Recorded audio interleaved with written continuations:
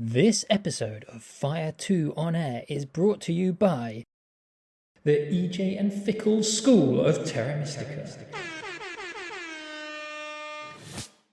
For the low price of $9 Canadian a month, you can join the countless other players benefiting from the Ejay and Fickle School of Terra Mystica. Give your elo a boost, beat the pros, and climb that arena ladder. You will learn from our years of Terra Mystica experience for the introductory price of only $99 Canadian a week, with topics such as Tall Halflings, That Time I Beat Nerdcube Once in 2021, How on Earth the Changelings Work. Don't be a loser who keeps losing games. Sign up now to the Ejay and Fickle School of Terra Mystica with the special offer price of $999 Canadian a day, including a money-back guarantee, and get started on your Terra Mystica journey. Elo Boost, Pro Wins, and Arena games are not guaranteed. Mr. Fickles is in no way associated with the Ejay and Fickle School of Terra Mystica and is only present in pre-recorded YouTube clips and Terra Mysticon VODs. Money-back guarantee is not guaranteed. I don't actually know how changelings work yet.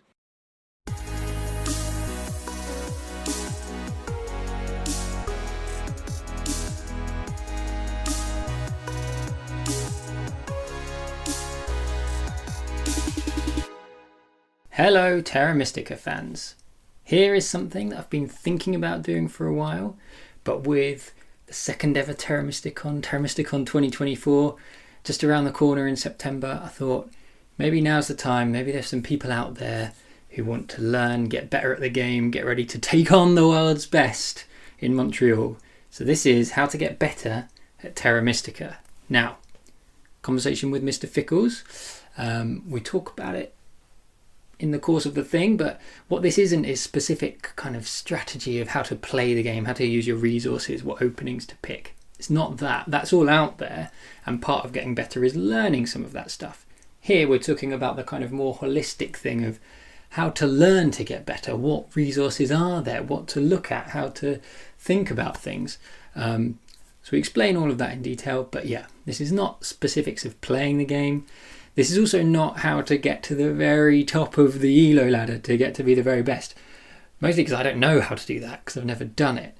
This is maybe more aimed at, kind of if you're newish to the game, you've played a few times, you love the game because it's the best game there is, and you want to start improving, start working towards those higher levels. This has got you.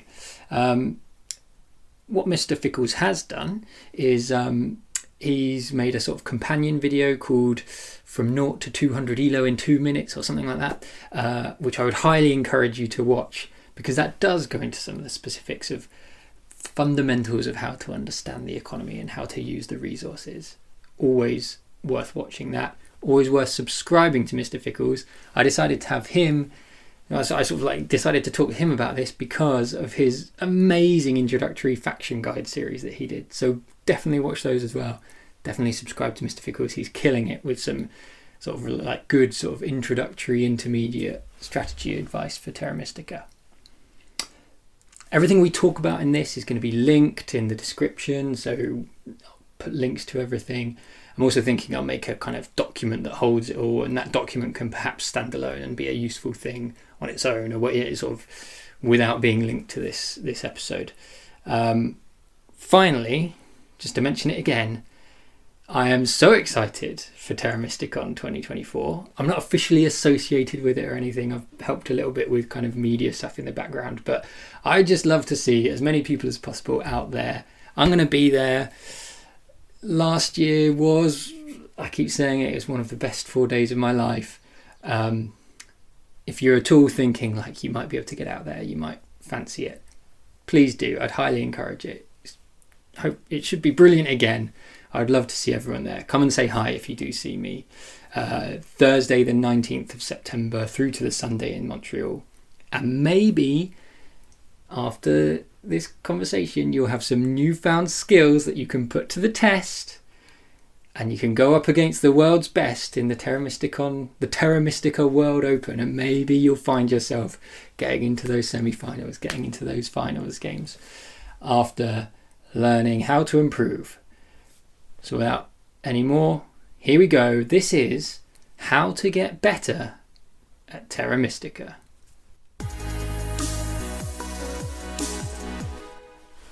So I will start by saying that, like, I think for me, this is not necessarily about how to get like to the very top of the Terra Mystica leaderboard. This is not about like being a huge expert. This is, and I've, have you been number one, Mr. Fickles? You have? Yeah. Nice. I have never been that high. I broke 500 ELO once for like a week. Okay. I've never been back there again. But as someone who broke 500 ELO once and never been back again, I feel like I know I've got more in common with the people who are kind of at the lower level and want to know how to even get better at all, not to be the best, but just to get better. And I'm kind of thinking about people who, maybe you're coming to Montreal in September and maybe you feel like you'd like to try and get into the semi-finals of the World Open, and that would be a cool thing to do. Or just like compete with some of those pros who are going to be there. Compete with Mr. Fickles. How are you going to compete with Mr. Fickles? No, I totally agree. Like going from, I don't know, like 50 ELO to 450, or, something like that, like that part of the growth curve. Yeah. And so initially I wanted to kind of share some of the areas where I found that I could improve, and there are various resources available, and you can find a lot by searching, but I just wanted to call some of them out. And it's also not specific advice. It's not like take water 2 and you're going to win. No. It's more kind of like how to learn and how to develop. And I thought the perfect person to talk to that would be someone who has spent a lot of time thinking about developing beginner strategy for Terra Mystica. And there's a guy who made a series of amazing videos of beginner strategies for every faction. And so I thought, let's talk to Mr. Fickles. Yeah, it's almost like learning to learn Terra Mystica strategy is almost what we're going to talk about, right? It's not like like you said, it's not take this favor, then this favor. It's almost philosophical, learning how to learn Terra Mystica strategy. I agree. Cool. All right, that sounds great. So should we pretend the call just started? Oh, that was it. That was me saying. I'm sorry, dude. That was my take. Nice. I love it. Yeah. You talk about the next bit now. Yeah. No, that sounds great. So I'm really excited to be doing this with you. It's something, for whatever reason, I also really appreciated the people who put themselves out there to help me sort of see the beauty in the game that got me into it. And I think that has made me want to turn around and do some of that for other people, has been part of my motivation in this. So particularly for me, Zorus was really instrumental in sort of showing me the beauty in the game. And I was just like, oh my God, like the fact that there's this set of rules that in some ways seems restrictive, but in other ways lets you be creative is just bizarre and interesting to me. So yeah, no, I think this is great. And I think this idea of trying to think about how to help folks get up the early part of the learning curve, and sort of mentality and sort of ideas around how to do that, I think is really cool. So I'm excited to hear your sort of take on this, and I'm excited to riff on each of the 3 themes that we've got here. Nice. Yeah, I agree. It's a very good point with how people have done a lot of work, and it's good to share that work and talk about it more. So the first thing, I mean, it's a little bit cheesy, but the first thing to say is kind of the best way to improve is to play more, right? Is play Terra Mystica, practice Terra Mystica. But I think the key thing that I believe takes you from a lower level to more is just being, and made a podcast with Chris Ho called playing intentionally, which I think is worth a listen. But playing intentionally in that you are playing and kind of thinking more about your moves and your strategy and what might be good and what might be bad, rather than just sort of jumping into games, doing the same thing you've always done, and just playing, maybe absent-mindedly while you're doing something else at the same time. Play more Terra Mystica and like really think about what might be good for the faction you're playing, the situation you're playing, and the game setup, and go from there. And just that kind of more intentional, active practice is the first key thing that is going to help you improve. Yeah, no, I think that's really interesting. Making sure that because like you can't, like, you can get reps by playing thoughtlessly, but that's not necessarily really going to, lead to improvement. The way I was thinking about this is making sure that your play involves like exploration. And I think there's two like sort of important things on that give you the opportunity to do that. The one I was thinking about is erring on the side of more economic openings. I know, like, for newer players, just grabbing Earth 1 right away is really tempting. Making sure that your openings are more economic give you a lot more opportunities to explore throughout the game.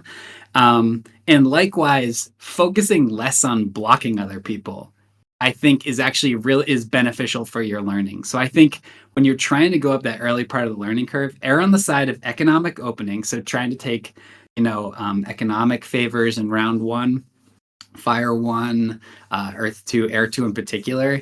And then not focusing so much on cutting other people off early. I think if you do those, I think that's going to help keep a lot of doors open to you in the game. And I think then you can come back, like, once you explore that space a little bit, right? Like, for example, imagine playing, okay, I'm going to go for either Earth 1 or Water 1 this game, rather than sort of obsessively feeling like I'll have to get both. Exploring that space. Once you sort of go through that, now you actually can come back to thinking, you know what? All right, when is it that I actually do want to take Earth 1 round 1? Or when is it that I do want to be a little bit more blocky, right? But I think it's better to make sure that we start a little bit more in the economic and less blocky space. And in general, right, like, a really good principle for learning is like making sure you're erring. Like, we all sort of make mistakes as we play. And I think about like the direction of the error.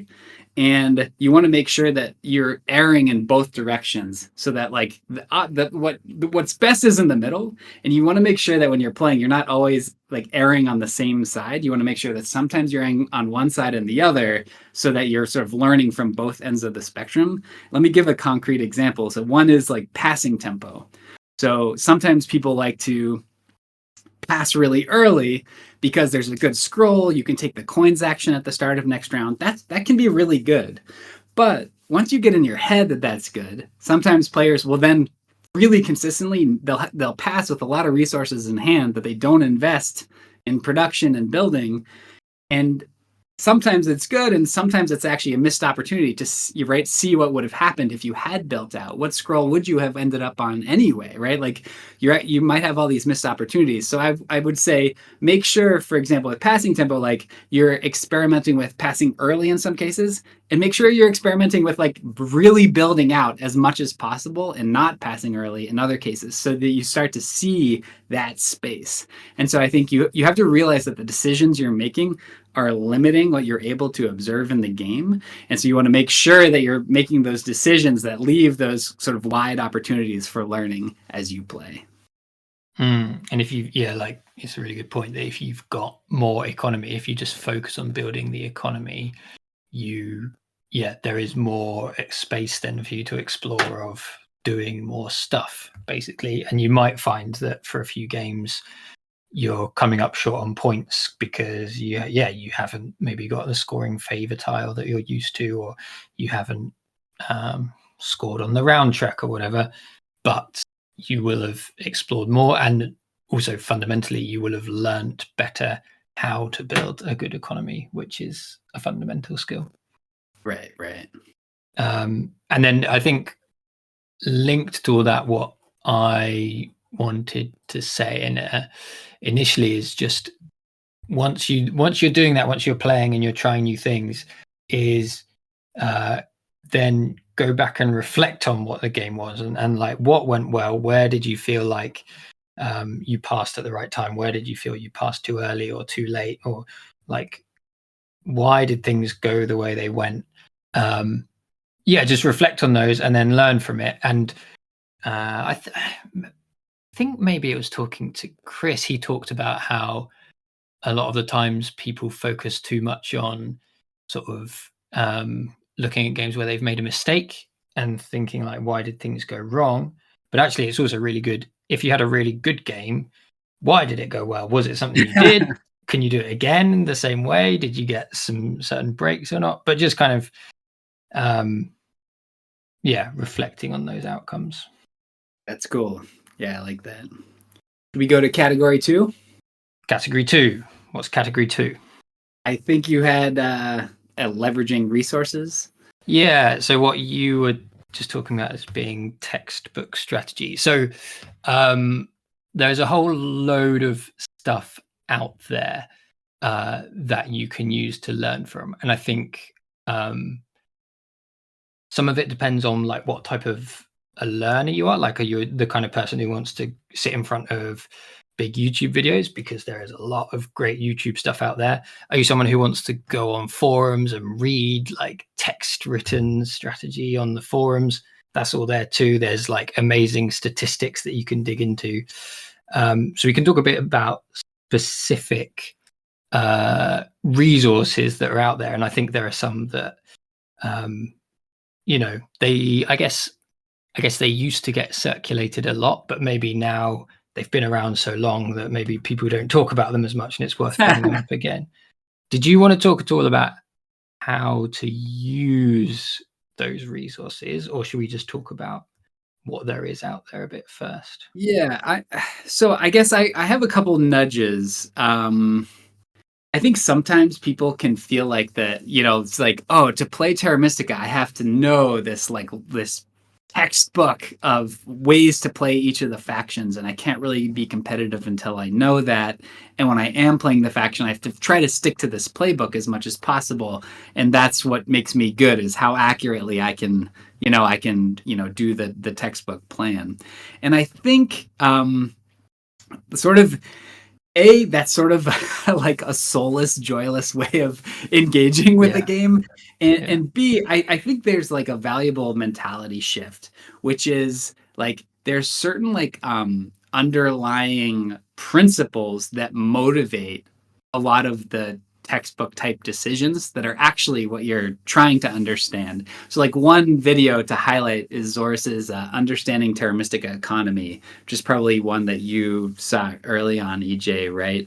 And I think so good, man. It's really good. And it has a couple, I think there's a couple really that like philosophical points that are like sort of obvious once it's said, but are really, really important for newer players. Like, when you look overall at all the costs on your board, in general, you need about 2 coins for every 1 worker, right? And so like in general, that's about the ratio of the value of these things. And so when you're choosing scrolls or, options, that's how you could kind of think about the relative value of those resources. And that can, just give you a sense of like, okay, what is good value and what's bad value? And he has a lot more on that. And so just getting this feel for what is good value in terms of resources in the game is really useful. And then that can just go like getting like sort of internalizing that then is a useful input to everything you're going to do in Terra Mystica, right? Like the reason a given building is like, oh, that's a must build for this faction, it's because it's good value, right? And so you can like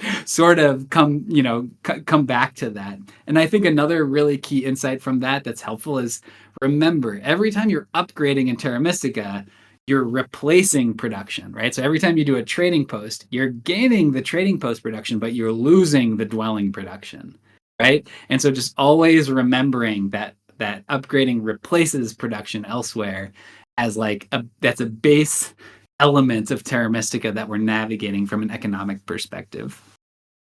Yeah, and like, to put it simply, trading posts are not actually that good.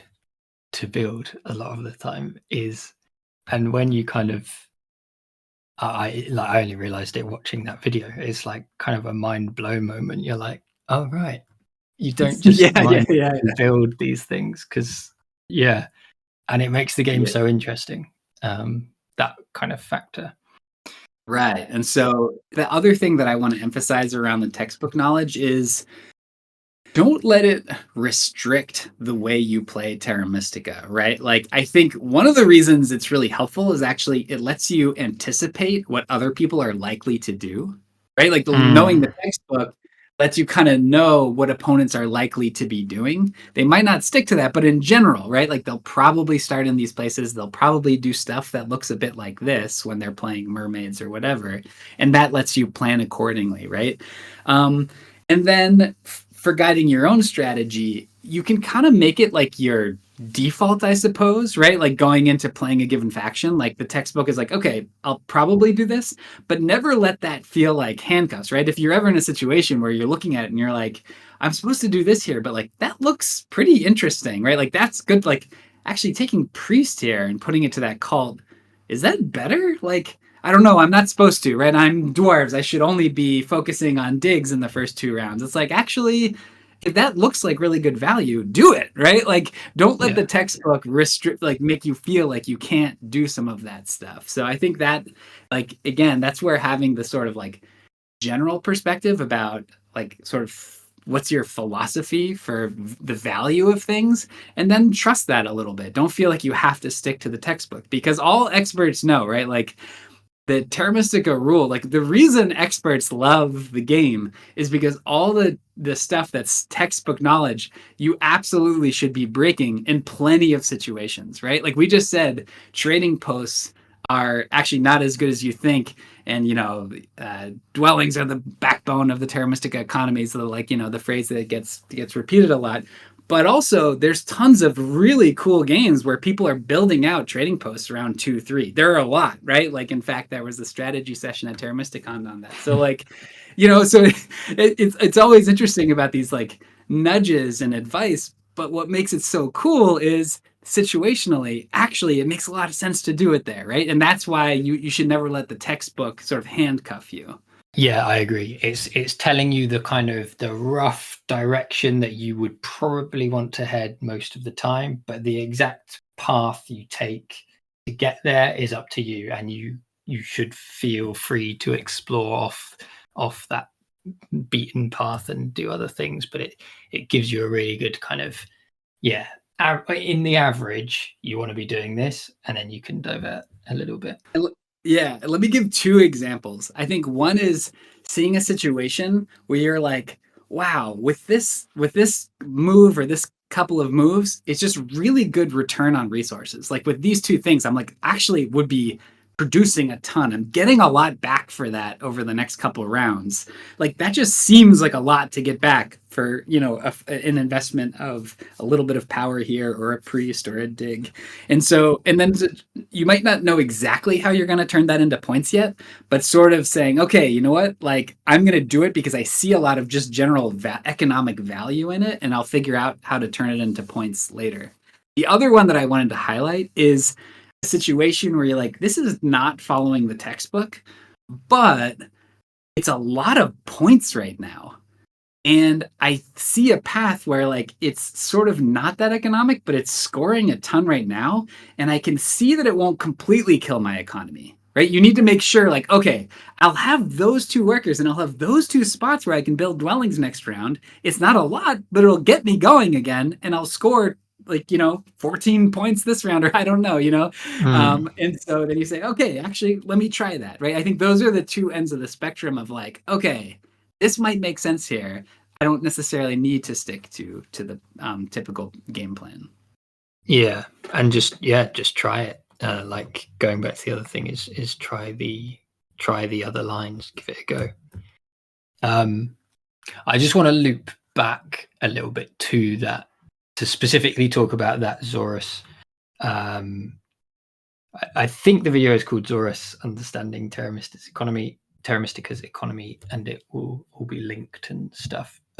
Because I do think it's important to highlight just how fundamental that is to kind of almost everything you will learn and do in the game. I would be genuinely interested to know, like, are there any comment on this video, send in comments and stuff?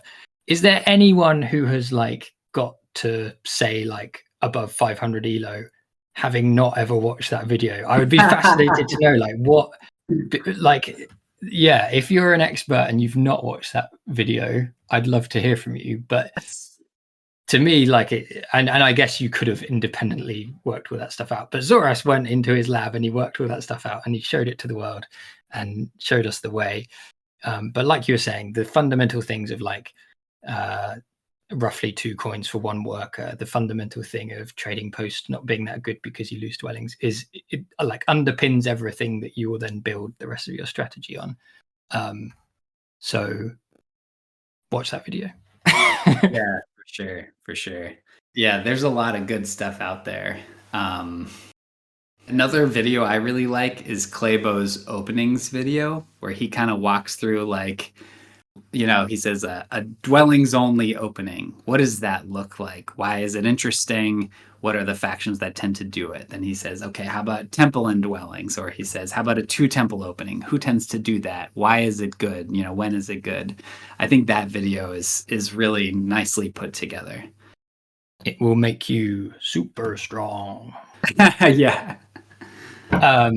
Yeah, and openings is an area where I think a lot of the time there's so many lines and branches in Terra Mystica. I mean, I don't really know chess, but like chess, there are maybe like there are set things where you get to a certain point in a game, there's like a way to solve a move late in the game, or maybe in other games there's like more set things. I think in Terra Mystica, once you get past like round 2 or 3, it's very hard to say like, oh, in this situation you should do this, because there's just too much going on, and that there's no rules for that, which is why it's the best game in the world.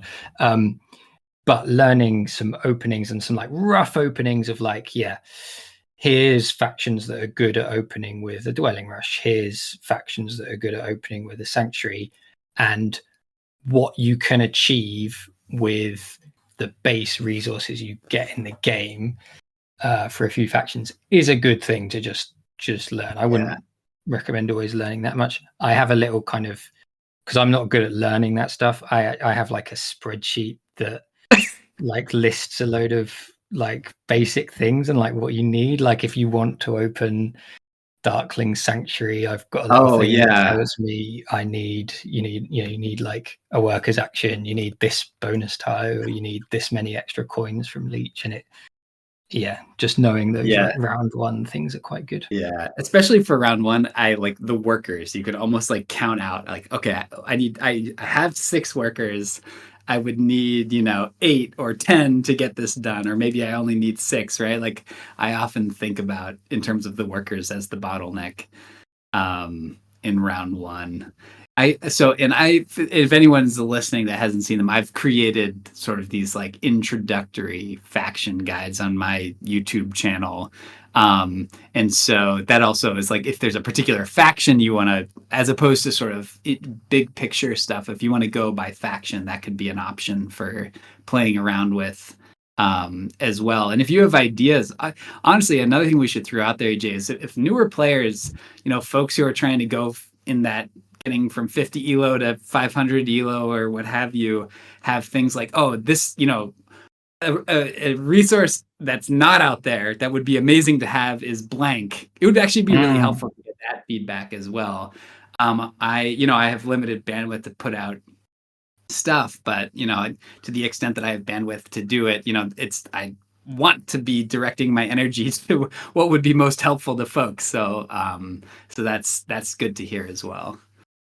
Yes, second on my list of important YouTube strategies were your fantastic basic faction guides. That felt like a real kind of when you made those, it felt like a real kind of big moment. Maybe it partly inspired me to push on, and I had this idea for talking about this a bit more, but maybe it inspired me more to think about this of like opening up, like really targeting that strategy to kind of a more basic level of, here's like a basic idea of what you do with each faction. I really like how you kind of go through quite quickly, because there are 14 base factions, so there's a lot of stuff for you to make and a lot of stuff for people to watch, but going through quite quickly of just broad concepts of how, like, roughly are you going to play this faction. What is, the mermaids are good at shipping, so how can you use that shipping? This faction is good at that. So those are so valuable for everyone to have and to learn from. And did you say that they're getting translated into Chinese or something? Is that a thing? Yeah, so someone messaged me through Board Game Geek saying, so it's Nishivan is a Chinese player who I guess had studied English in college or in high school, and so he had messaged me saying that he had found the videos, and that he thinks that, and he's familiar with sort of a burgeoning community of Chinese players playing Terra Mystica, and I'm not exactly sure where the home base is for them, but that there are basically no resources out there in Chinese for Terra Mystica. So he asked if he could translate the videos to Chinese, and put them on Bilibili, which is kind of like the YouTube of China for the most part, at least is my understanding. So he actually has already, I think, 4 up translated, and they already have a couple, maybe like 300, 400 views each. So that I think that's pretty cool, like to the extent that we can spread the love, I'm all for it. Yeah, that's really good. Yeah, thank you for making those. They are fantastic. It's really cool. Yeah, no, my pleasure. The kind of, and once you've watched all the basic faction guides and liked and subscribed to all of Mr. Fickle's channel, the other like really good guide is once again Zoras. He has the in-depth faction guides, and I think the reason I really like these is because you learn a little bit more about the factions. They go in depth. So like for a few of the factions, there's several videos about a single faction. So like you're really learning that faction and getting some more advanced knowledge. The other thing I think is they generally cover the kind of the more weird to play factions, which I don't know off the top of my head, but I think it's engineers, darklings, swarmlings, and alchemists that he's done. And those are the factions where, for example, engineers and swarmlings, everything costs a little bit different, and so their economy is all kind of skewed in a weird way. So you learn those factions, and then by watching those videos, I think it really can broadly make, you're not watching the faction guide for nomads, but by understanding again more how Zoras kind of thinks about the game and how he talks about the economy, you get just a better broad understanding of everything, of like, why does the fact that engineers have everything costing less and they have less worker economy, why does that change the game? And it just helps your brain kind of understand the whole picture a little bit better. Yeah, no, those are awesome. I've watched all those, of course, and they're so great. And he's like got such a great like tone with which he engages with it as well. So it's I just really enjoy his videos, and I think you're right. Like it's lets you get that depth of exploring the why, right? And I think he has lots of like example games as well. So the videos I created, I sort of did largely inspired by his videos, but recognizing that like they're like an hour, and so some people like that's almost will scare them away. And so it's like, okay, let me do because an example actually of something that's like really great that Zoras did is he said, hey, alchemists, the biggest thing here is that you can turn points into money. There's a lot on the board. That is the most important thing. And like just being like when you're new, getting that focus was really helpful to me. And I was kind of like, okay, maybe I can do the 15-20 minute version for all the factions that at least get those basic things out. And then at least for the ones where Zoras has those awesome ultimate guides, if they want deeper dives, they can can go there for that. So it's almost trying to build up to that. But yeah, those are fantastic. Quick kind of anecdote about the Ultimate Guide to Alchemists. My friend Tom, hi if you're listening. I watched the Ultimate Guide to Alchemists, and I was like, oh wow, this is like so didn't know you could play them like this. This is crazy, this new way of playing them. Tom watched these videos. He was like learning more Terra Mystica as well. He watched them, and then first game back, he picks Alchemists. He built 4 towns and absolutely trounced us all. And I was like, that's right, Zoras knows. Zoras knows. Yeah, that's pretty awesome. Yeah, no, those are really great. And it's like those videos are like you're taking a PhD seminar on Terra Mystica. You're like sitting and you're like, okay, we're about to have a 3-hour class on Darklings. Like that's what, you know what I mean? It's like that. It's like a privilege to get to like engage at that level. So yeah, those are really fun. Yeah. And all of this, like, I think just highlights, again, I keep saying it, but how good this game is, that we can go so deep on all this, and there is. Yeah. And yeah, partly that's just to highlight this, is like, you might just play this game without realizing that some people are really into Terra Mystica.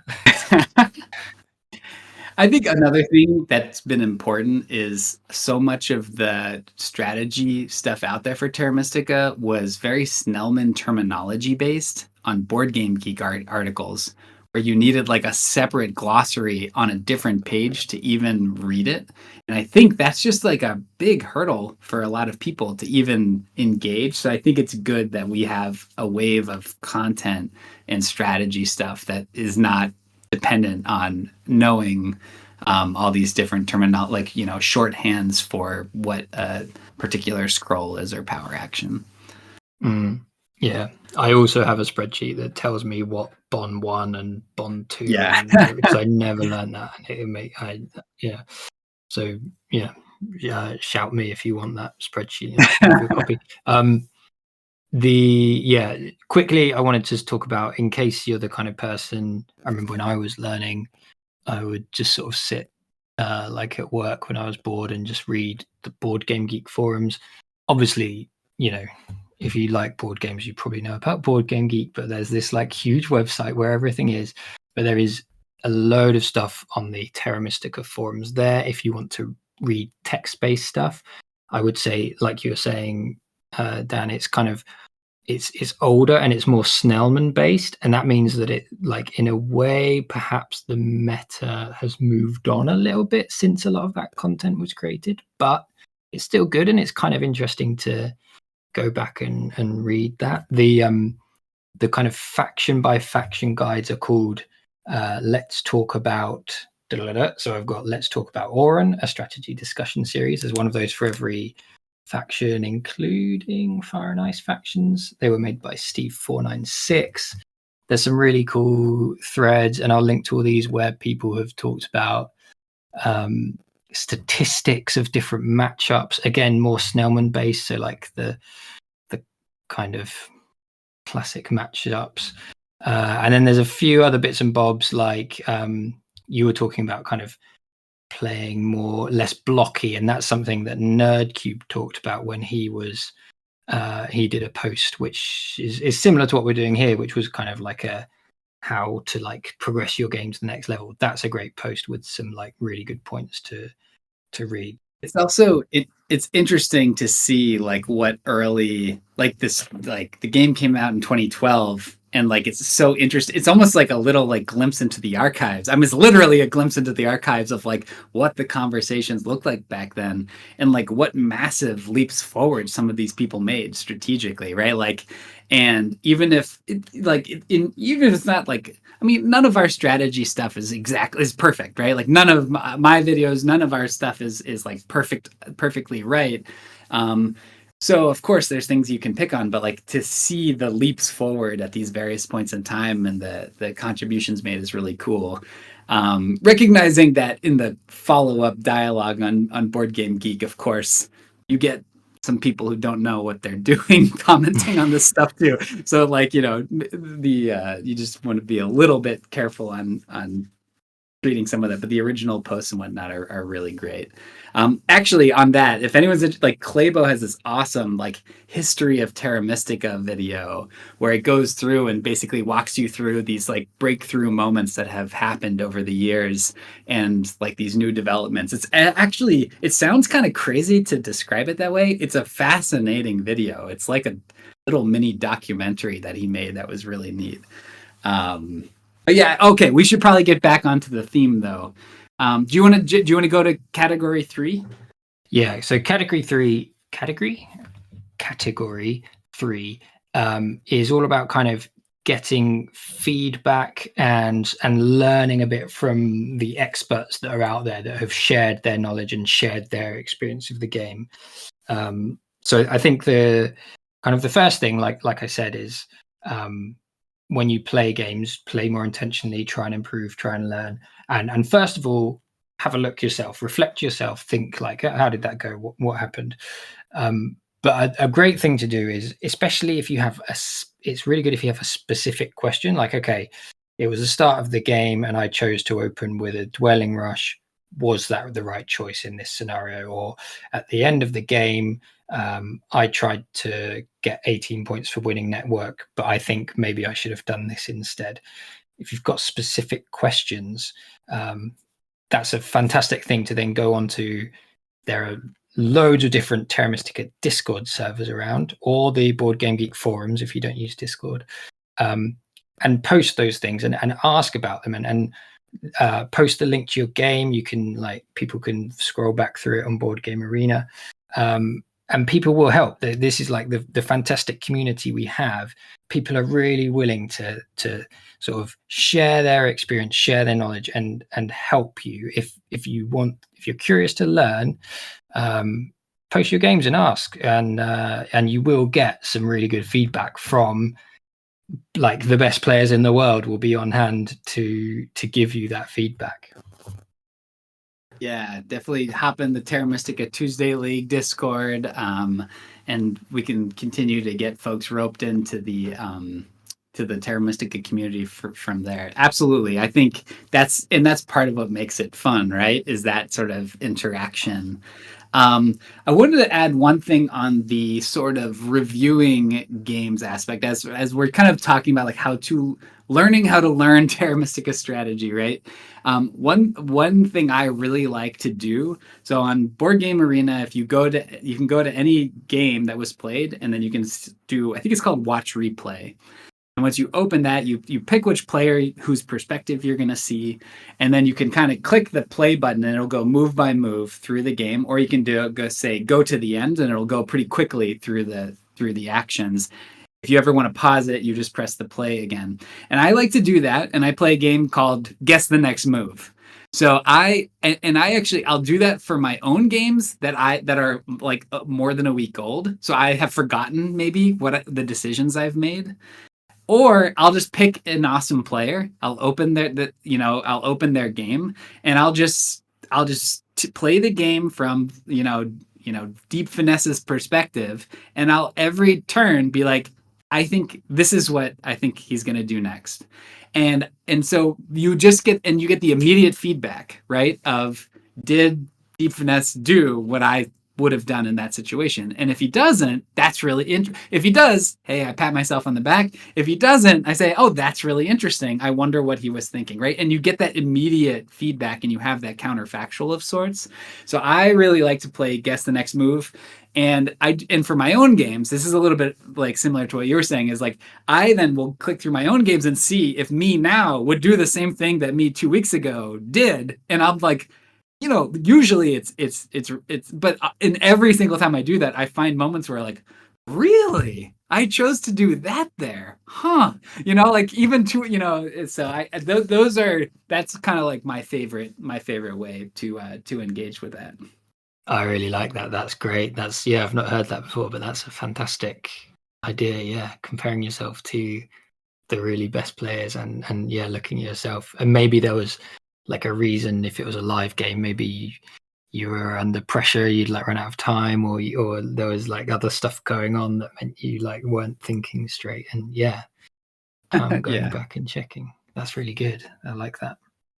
Yeah, that's fun. Although, like, the problem is I've probably reviewed twice as many games as I've played. I'm almost more into studying Terra Mystica and thinking about Terra Mystica strategy than I am playing it. I mean, that's a slight exaggeration, but like, actually, is that even? It might be true. There's probably like and I'm not going to claim to say it, but there's probably some kind of ratio. I feel like I've heard this applied to other things before of like, you should spend X much time practicing for every Y much time you playing the game. I don't know. You're telling me I've got a bad ratio? I'm going to take that to heart, Ejay. No, well, I'm going to say that there's probably most people who, even though the first tip was to play more, I would say that probably if you find that you are kind of stuck at a level, say you're, I don't know, I want to like, it's not bad to be at 200 elo, but say you're stuck at a certain elo and you're not getting any higher, for example, probably the thing to do to improve past that point is to do more study, right? You'll probably want, rather than just going in again and playing another game, there's probably a point where if you're just playing and playing and playing and not improving, it's worth doing something else, thinking a little bit differently, learning something, watching some YouTube, doing guess the next move. And probably actually more study is the way most people are going to improve. Yeah, you're probably, and it's probably like even like streakiness to it, like, and then like do study, and then at some point it's like, you know what, just play now. Like just play 10 games now, see how it goes, and then be like, okay, now pause, now study. Yeah, maybe that's the way to do it. I think that's interesting. Yeah. But yeah, and then I have one last thing that I jotted down that I wanted to talk about. If it's okay with you, I wanted to talk about like the importance of like enjoyment.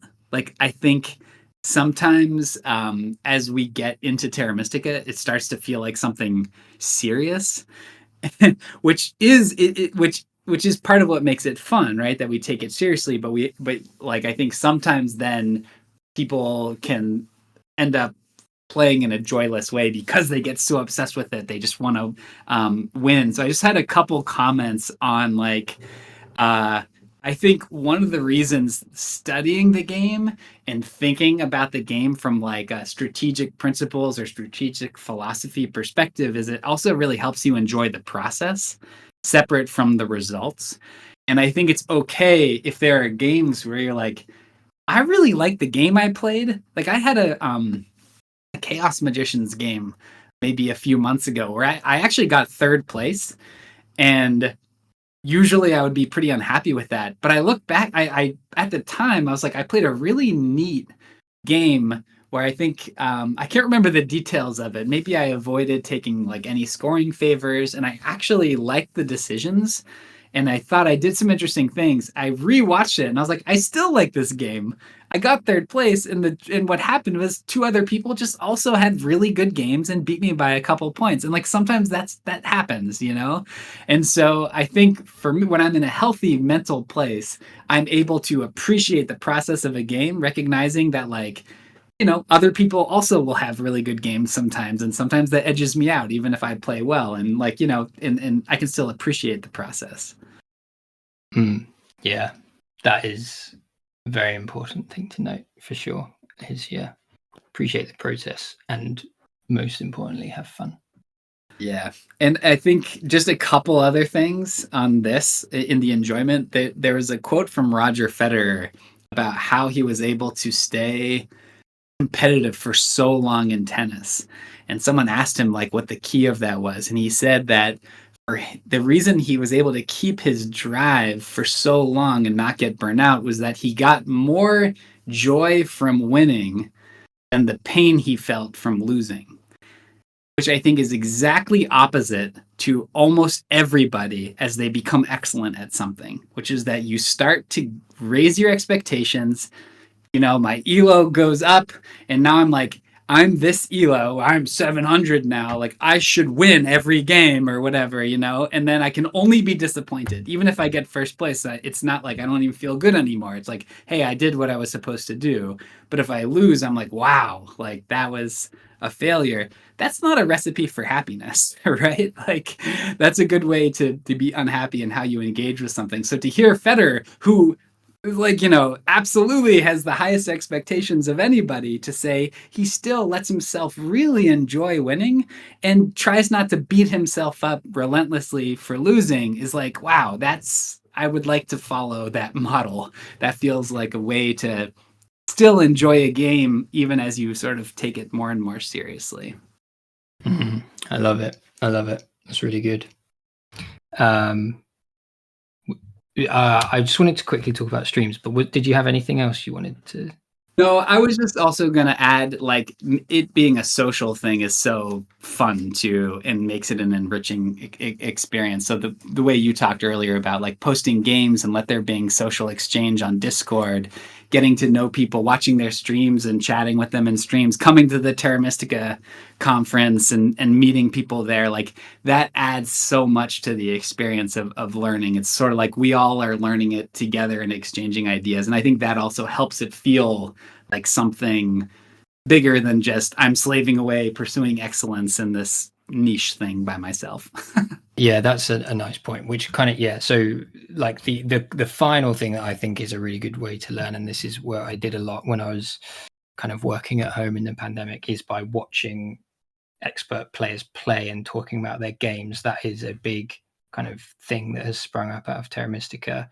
There's the kind of the on-demand version of that on YouTube. So again, Zoras has a really cool series of his best game series, where some of the world's best players and me talked about games where they'd done well and why they thought they'd done well. And like, again, there was more streaming in the pandemic. So like Ranyor has a million VODs of his games that you can go back and watch. But on the social thing, if you can get on, most streaming is on Twitch, although Claybo is streaming on YouTube as well now. Get on the live streams. You'll see, like, search for stuff on Twitch, people who stream Terra Mystica, and follow them and get notifications. Or again, in Discord servers, people will post when they're going live, and join in the conversation on those streams. And that just becomes a whole fun thing where you're watching an expert play who's talking about their game. You're chatting with a load of people and sort of like being part of that community. You'll learn more. And the key thing is ask those, like in the comments, ask those expert players what they're thinking, why they're doing something. Because it's not like one of those streams where there's millions of people chatting the whole time. It's like a few comments going on, and people will see it, and people will talk to you, and they'll explain what they're thinking. And that's another fantastic way to learn, but also kind of enjoy this great game that we're talking about. Yeah, no, that's great. That and big appreciation for the folks that are streaming their play. I think that's just so awesome for the community. Matt the Lesser, Deranged, Claybo are pretty active these days. What it is worth calling, but look for Deranged, look for Matt the Lesser, look for Claybo. I think the other thing that's so cool about Terra Mystica is that there are different styles and philosophies. Like, even among elite players, it's not like to become elite, you all start playing the same way. Like, stylistically, you actually can be very different. And so, like, if you were to like listen to the way I talk about Terra Mystica strategy, sure, there'll be overlap in things I say with like Matt the Lesser, right? But Matt Lesser also has his own sort of philosophies and way of viewing the game that are also distinct, and he prioritizes certain things a little bit differently than I do. So like that is just so fun and such like a sign of the richness in the game that I really like. What a game, baby. I don't know if we did a good job, but we covered some, and I think again, it's separate from here's a how-to, right? Like the specific actions you should take in the game itself to improve, as opposed to a little bit more how to think about improving. in Terra Mystica. So hopefully, I think I haven't seen a ton of conversation about that. So I thought that was a cool idea, EJ, and this has been a fun conversation. So it's always fun to hang out with you. Yeah, it's been very good to talk again. Thank you very much. Yeah.